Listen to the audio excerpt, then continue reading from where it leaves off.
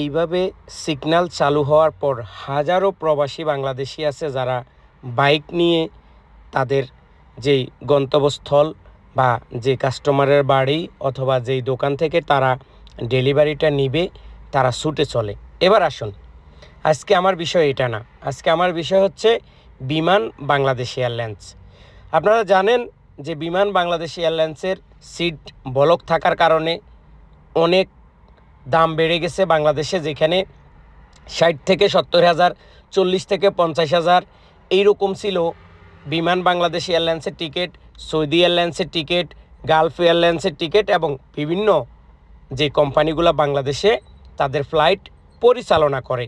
এখন হঠাৎ করে সেটা 1 লক্ষ টাকা, 1,20,000 টাকা, 1.5 লক্ষ টাকা, এমনও কি আমি এয়ারলাইন্সের ফেয়ার দেখলাম 2 লক্ষ টাকা।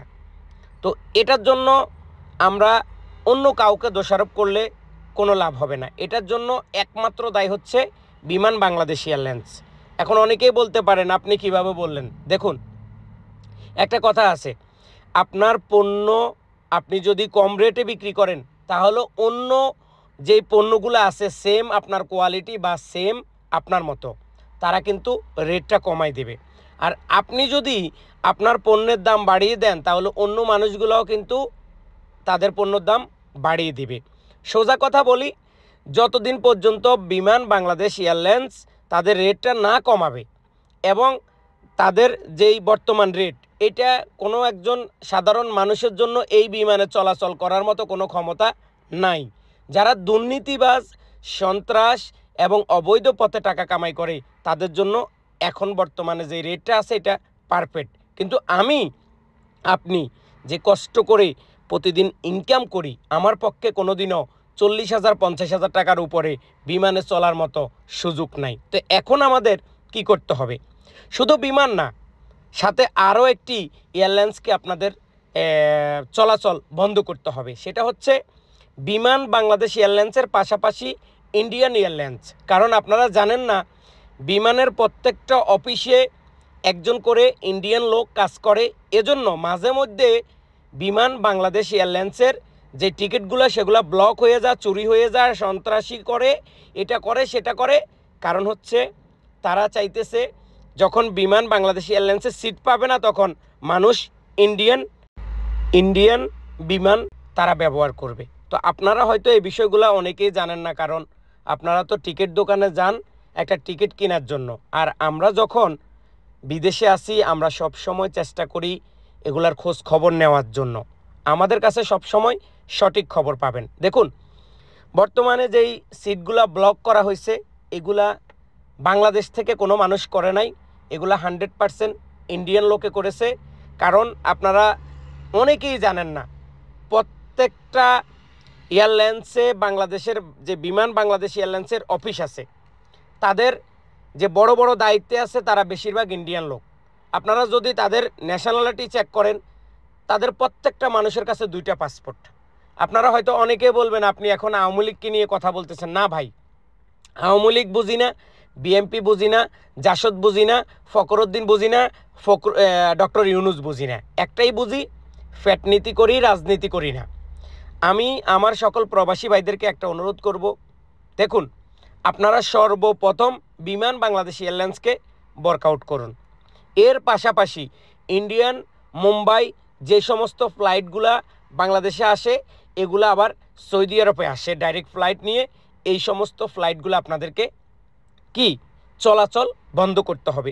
এরপরে যদি সমস্যা সমাধান না হয়েছে তাহলে আমি ফেসবুকে আসি, সবার সামনে আমি আমার মাথা নত করে সবার কাছে মাপ চাইব। কারণ আমরা সব সময় একটা জিনিস ফলো করি যে যদি আপনি দাঁত থাকতে দাঁতের মর্ম না বুঝেন তাহলে এই দাঁতকে আর আপনি ভালো করতে পারবেন না। আমরা যতই চেষ্টা করি, আমি আপনি 2 জন মিলে আন্দোলন করলে কোনো লাভ হবে না। টোটালি 1,50,00,000 প্রবাসীদেরকে একটা সিদ্ধান্ত নিতে হবে। সেই সিদ্ধান্তটা হচ্ছে এইটা, বিমান বাংলাদেশ এয়ারলাইন্সে পাশাপাশি ইন্ডিয়ান বিমানে আমরা চলাফেরা করব না। তাহলে আমাদের একদম সুইয়ের মতো সোজা হয়ে যাবে বাংলাদেশ এয়ারলাইন্স এবং পাশাপাশি ইন্ডিয়ান এয়ারলাইন্স। আর আরেকটি কথা হচ্ছে লিগ্যাল। আপনি যদি আপনার যেই দেশের রাষ্ট্রীয় যেই বিমান সেটার রেট যদি আপনি না কমাইতে পারেন, তাহলে অন্যান্য দেশের মানুষ কোনোদিনও তাদের ফেয়ার বা তাদের যেই এয়ারলাইন্সের রেট সেটা কিন্তু তারা কমাবে না।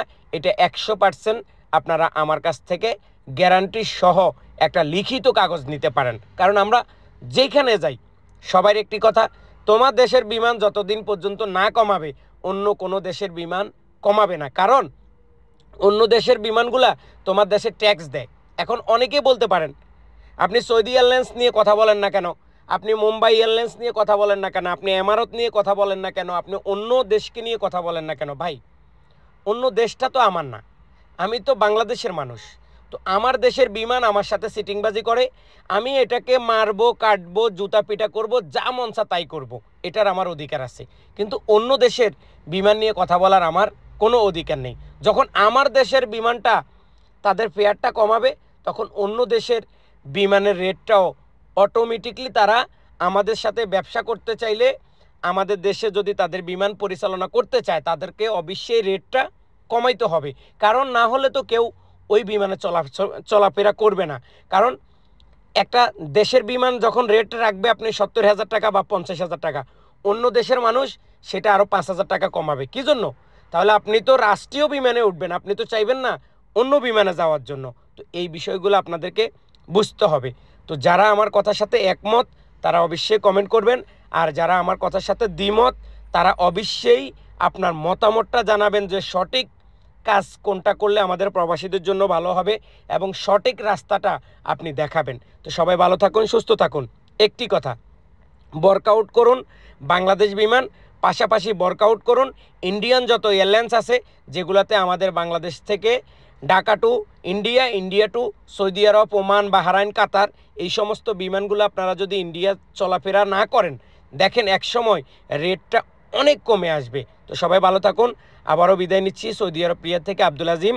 আজকের মতো আল্লাহ হাফেজ।